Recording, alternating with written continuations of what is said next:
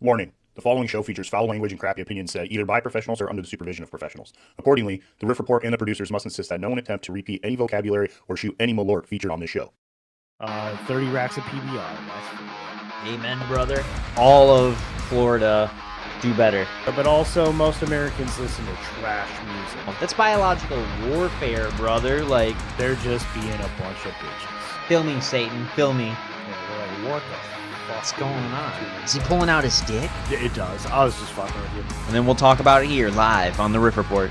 I'm not here to make friends, man. I'm here to talk music and give out shitty opinions, so there we are. What the fuck were we even talking about?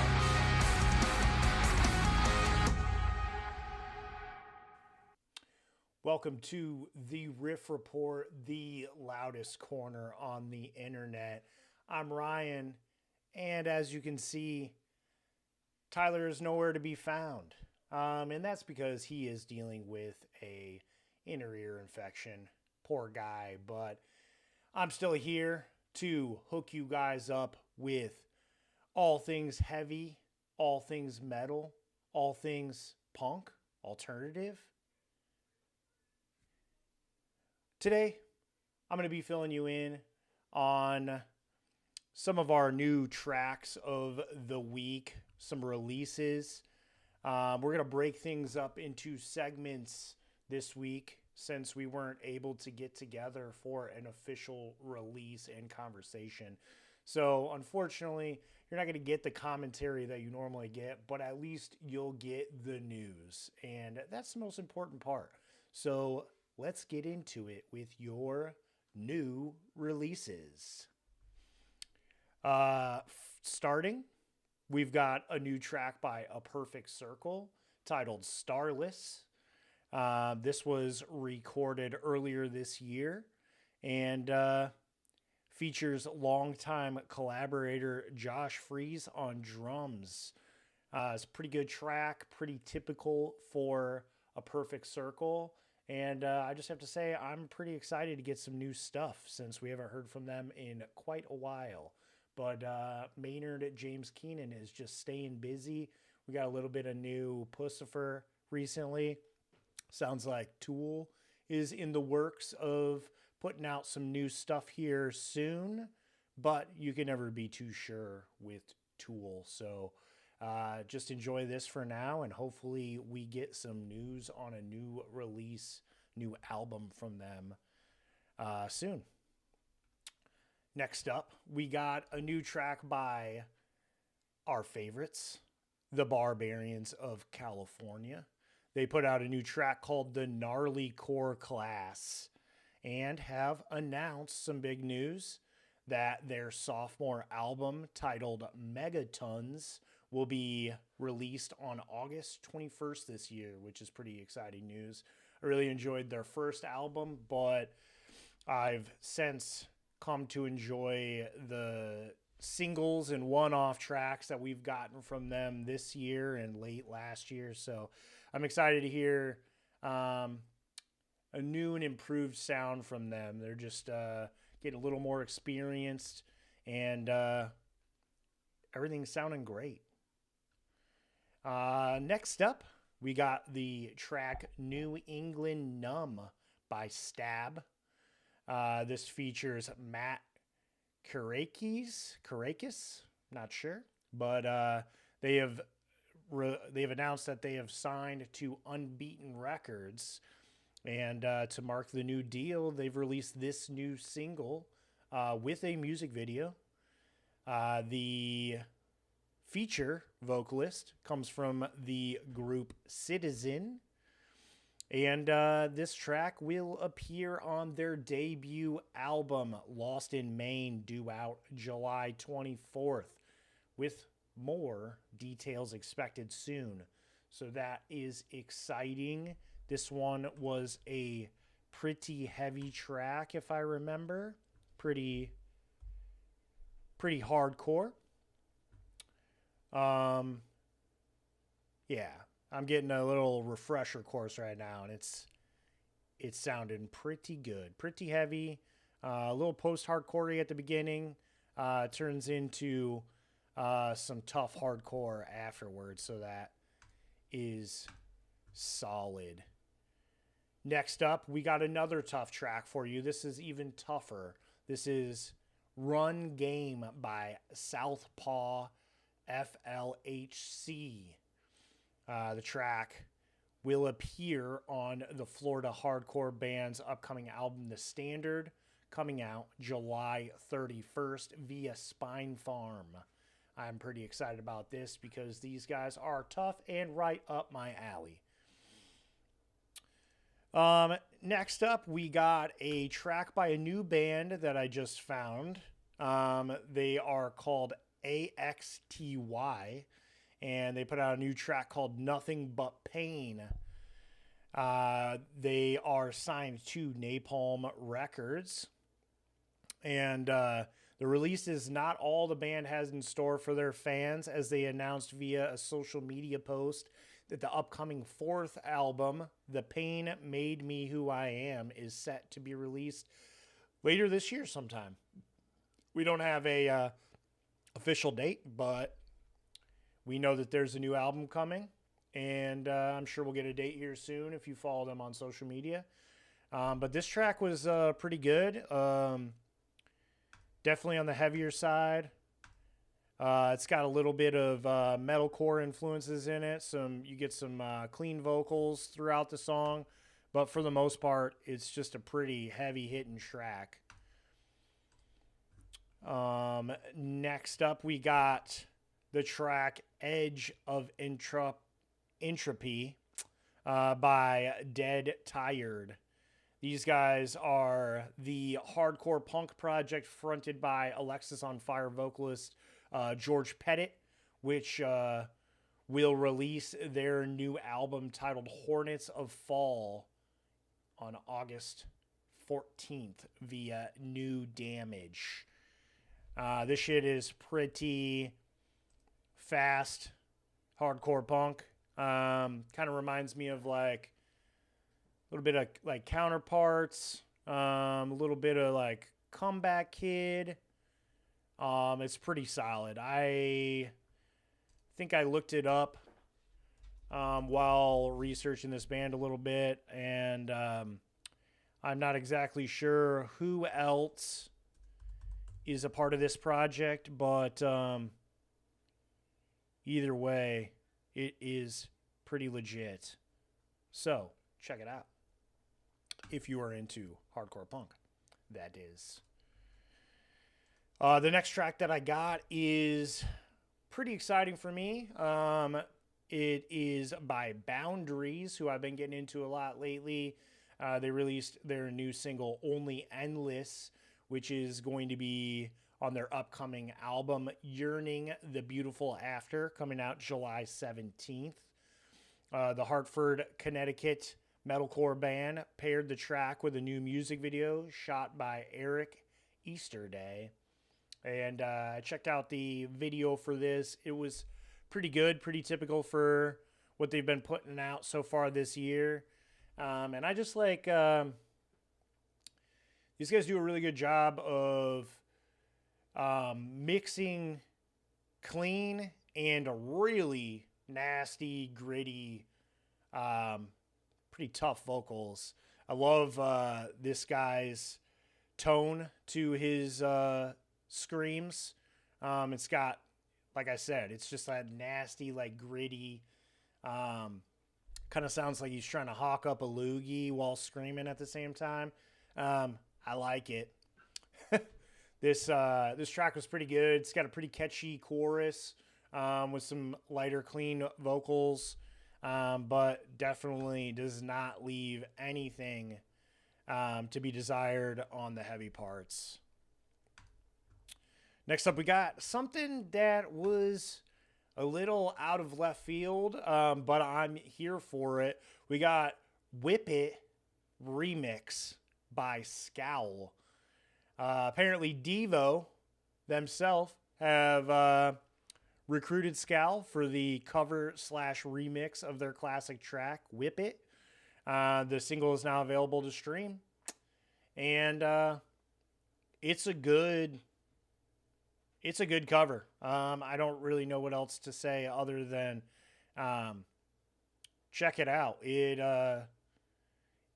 doesn't stray too far off what Devo had done with the track back in the day, but it's just a nice light homage to the band from a current hardcore band, and I dig it because I don't think we talked about it not long ago, but the vocalist of Scowl had kind of talked about their somewhat of a hiatus, taking a break from things, dealing with the stress of a handful of different things and intensive touring schedules and whatnot. So it's nice to just hear something new from them, even though it's not original. I dig it. We got a new track from Rickshaw Billy's Burger Patrol. Wish Tyler was here to talk about it. I know he's going to be sad that he missed out on it, but they got a new track out called Bow Down. They are going to be releasing a new album. What we know right now is that it's going to be titled Cash Grab. What we don't know is when it will be coming out officially.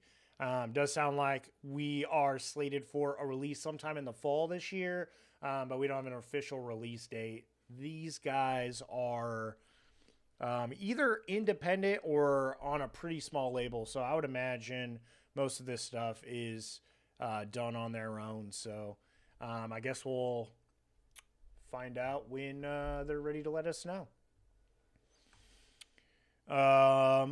Also, kind of in the same vein, we got a new track by Uncle Acid and the Deadbeats, and that track is Don't Let It Control You.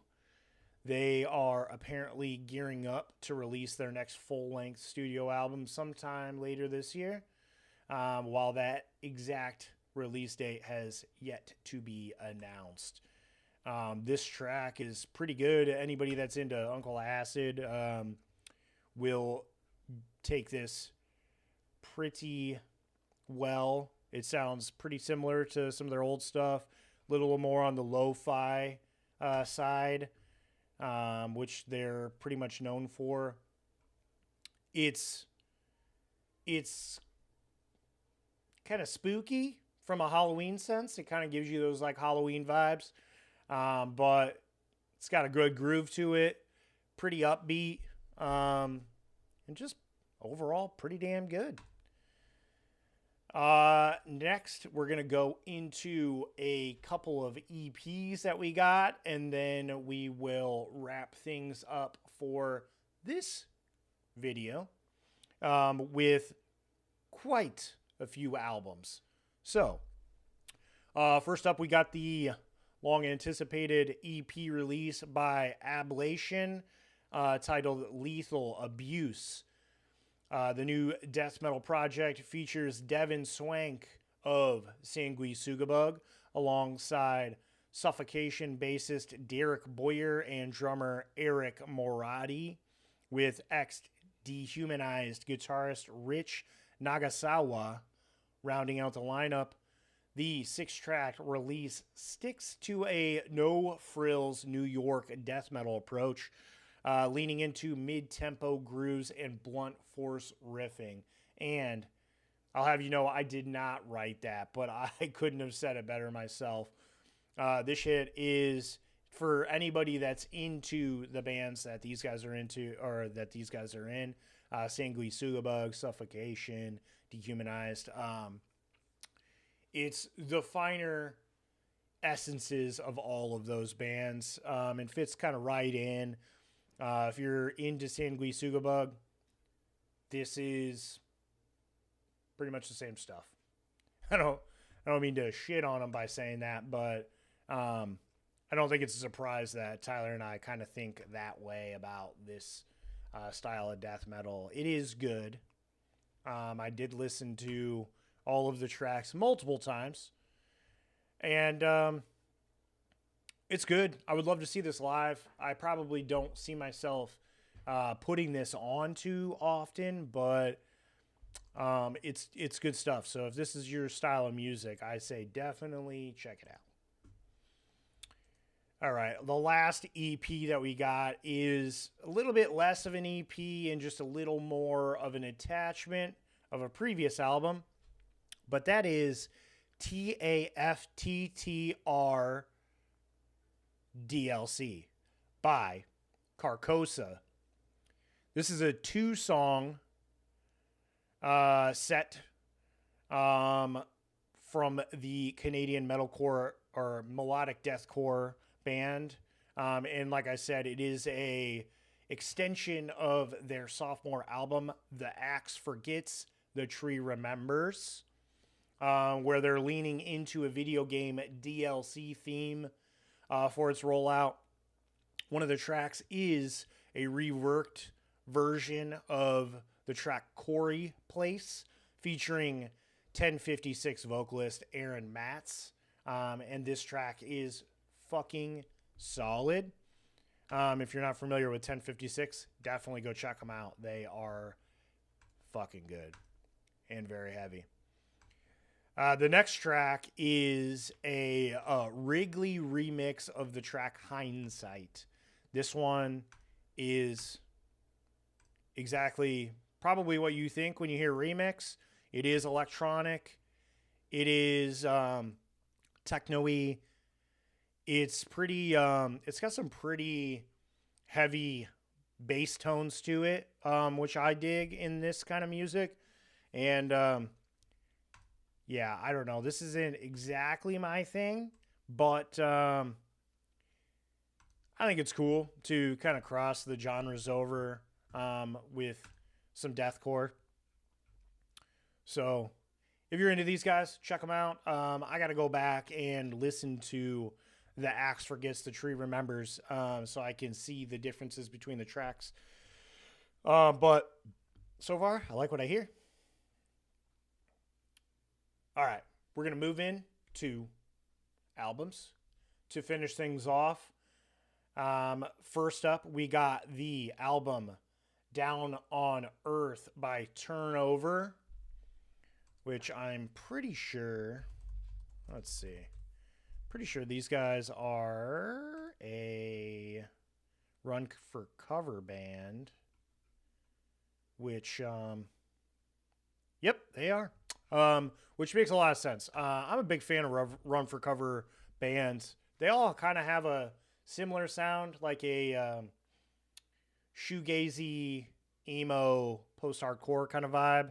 This is definitely on the lighter side of things. It's more on that post-hardcore emo side, maybe a little bit indie, but yeah, some good stuff here. The whole thing is pretty good overall. I think it's a pretty chill album. My favorite track was Nightjar, which we talked about on the show. It was one of the singles. It's just a really good track overall, but I've listened to this whole album straight through a couple times as well. Pretty much every album on here, every release on here. I had quite a bit of a drive to make on Monday, and the good news was I had plenty of music to keep me company for the drive. But yeah, I'd say go check out Turnover if you just want to chill out. You want to chill outside, sit in your rocking chair, sit in your swing chair, whatever you want to do. Just chill, relax. This is good for it. Next up, we finally got the release of 68's They Are Survived, the final album from these guys, which is just so sad, but this is a really good album as well.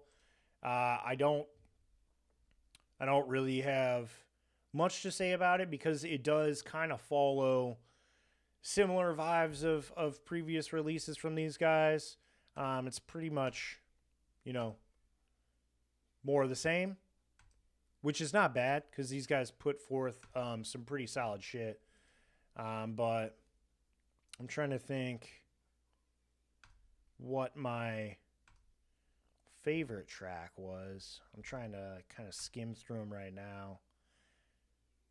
I'm pretty sure it was the final track, Shine Now, if I'm not mistaken. Although I could be wrong.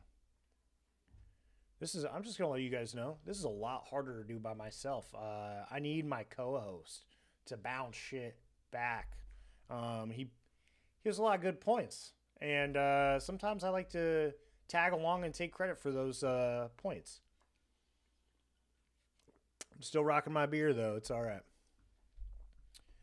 All right. Let's see. Next up, we got These Graven Halls by Balmora.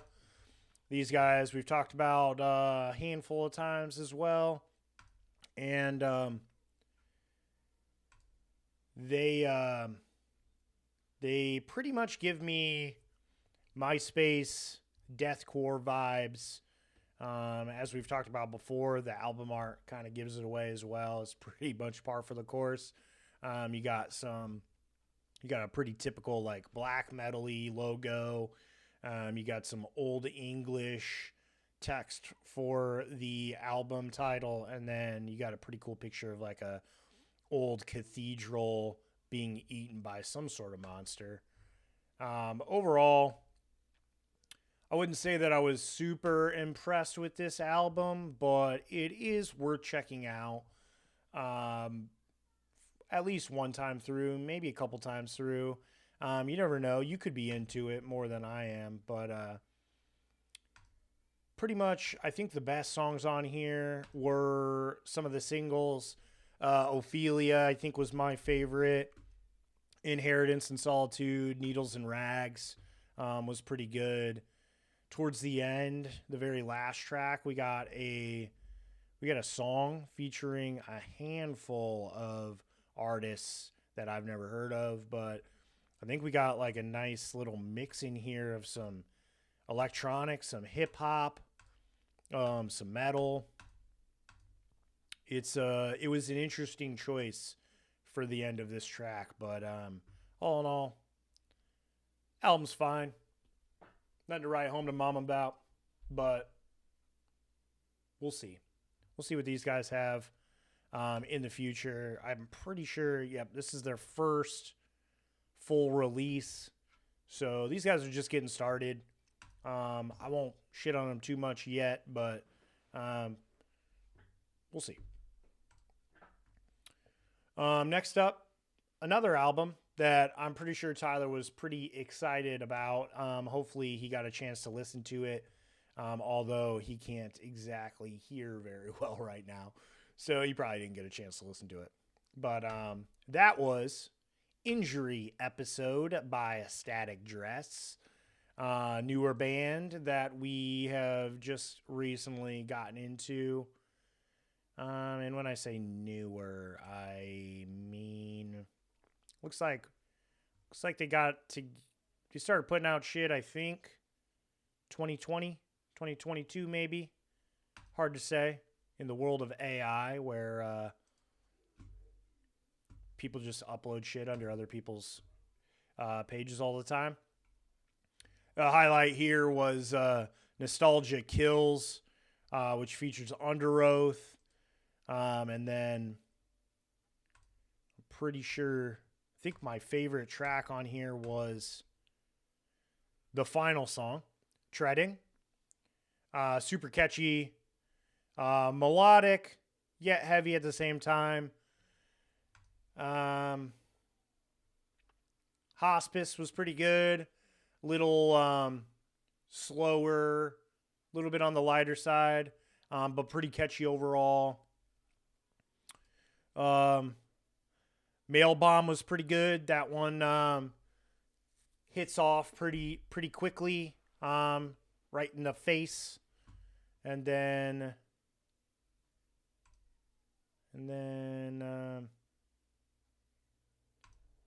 oh yeah, Human Props was a pretty good track. And yeah, that's about it. The rest of it was pretty good. I got to give this one a few more listens just so I can soak in the tracks individually. I pretty much just got them in a full setting a couple times. And yeah, this one would benefit from me, kind of checking out some lyrics, checking out what track I'm listening to when, and really just diving into it. Because I dig these guys. Next up, we got Cut a Silhouette by Sparta. This one was a shocking one for me. I started really getting excited about this release as singles came out. I was never a real big fan of this band. This is an offshoot from At the Drive-In, so kind of the rest of the members, whereas Cedric and Omar kind of split off and started Mars Volta. So I wasn't really into these guys as much because they were a little less heavy and intense than At the Drive-In was. But in my olden age, this is what I like. This one had a little more power than what I'm used to hearing from these guys. The whole thing is good, start to finish. Crater was really good. Let's see here.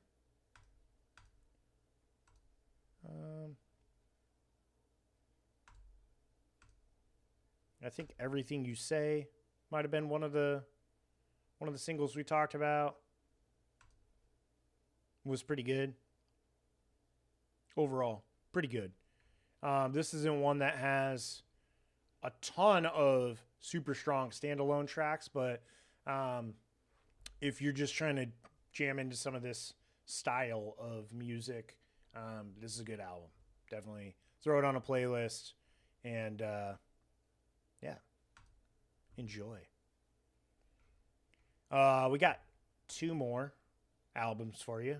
I told you this was a long album list this week, so Tyler and I probably would have been talking about this list of stuff for at least an hour, if not more. So we spare you that. But we got the release Through Zero by Elder. This was a good one. Another start to finish kind of album. These guys are kind of stonery, proggy, little groovy. Yeah, just all in all, this was a pretty good one, start to finish. Some of the singles, pretty good. We talked about Capture Release. We talked about Through Zero. The opening track was a pretty good way to start it out. Kind of fades into the album, which I like from time to time. But yeah, overall, I think Capture Release might have been my favorite. Through Zero is pretty good as well. Strata kind of got some spacey elements. A little more on the lighter side. Sight Unseen's a little bit more of the same. Definitely atmospheric and chill. Overall, this is a pretty chiller side of Elder. And it definitely has its place, but I am definitely the heavier Elder fan. But yeah, nothing wrong with this at all. Lastly, we got Never Ending by Monolord. This one, I wasn't as excited for this one to come out. I kind of dropped off on Monolord a while back. And yeah, I don't know. We've had quite a bit of time since I was a fan of these guys. A heavy fan, I'd say 2014, 2015 was when I was into these guys the most. They've kind of taken a little bit lighter route as of later in their career. This one kind of heavies things up a little bit, but yeah, it's not enough to put me off, but it's just not as strong as some of their older stuff. So, I mean, some of my favorites, Crystal Bridge was really good. The Mask was pretty good. It's Never Ending. It's the heaviest on here. Very doomy, very sludgy. Very good. So I'm not exactly sure what is in store for this upcoming week. Only time will tell. You'll find out next Wednesday what we got.